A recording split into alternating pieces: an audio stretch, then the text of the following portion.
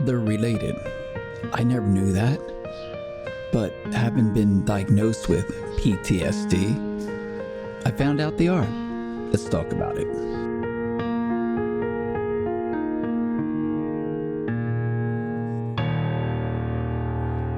Okay, PTSD. You see, I thought that was something that military soldiers went through, and of course they do, and first responders, fire, medical, police. You see, my mother, she was a nurse for 40 years, and she had grown accustomed to death all the time in her job. And she would tell me about it, and she was kind of, I don't know how you would say, immune to it. Her saying was, oh yeah, just another one, tag him and bag him. But when you see tag and bag happen to a loved one, which I went through, you don't get immune to something like that. And you don't forget it. So PTSD, I was diagnosed with that right after my wife Heidi passed away, February 23rd, 2024. Actually, on my birthday, March 12th, I saw the diagnosis along with a myriad of other things that I was going through. I never really thought much about PTSD. Then I thought about trauma. That's what it is, basically trauma. And we all go through some kind of trauma in life. Depending how severe it is, it affects us. My trauma, I think, began a long time ago in my childhood. Now, you can Google PTSD, post-traumatic stress disorder, and see how it relates to you and your experiences. My childhood abuse, that's one.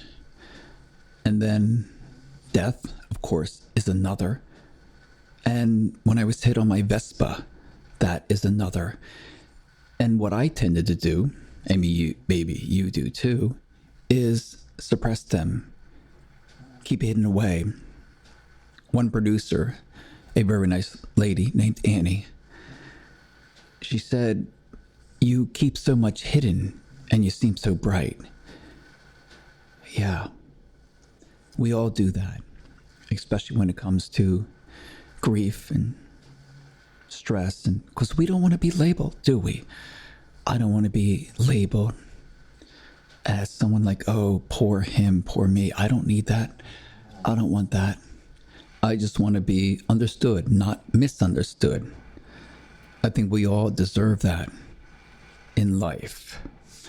So I'll relate a little bit of my PTSD. And recently I was diagnosed with acute PTSD by a nurse practitioner, and previously the same thing with another nurse practitioner, along with ADHD and adjustment disorder with depressed mood, all related to death, grief. And what I've come to realize over the years, my father passing away suddenly in 1991, and then finding my mother-in-law dead 2018 on Thanksgiving morning, dead, cold, in a position and a look on her face that'll never leave me. It was horrifying. And again, paramedics came in, walked right on out. I have another episode where I talked about that, so we won't go into details. Then my wife, March 2019, having a heart attack, and then me being hit on my Vespa in December 2019. My mother suddenly passed away in 2020, that's June 14th, and my younger brother suddenly passed away in 2021 around Christmas, and along the way, a few cats and a dog passing away. And these are things that we are supposed to just deal with and then get on with life and move on. But what I think happened with me especially, and tell me if this happened to you, is the accumulation of everything. I'm starting to break down a bit here, so I apologize for that, but I realized I have kept a lot inside over the years, and I've pretended, and I've got some emails from colleagues. I won't say their full names. One, Taylor, Taylor and Lily, talking about how I'm a light. And then another one from Jorge saying, you're so bright. And these people,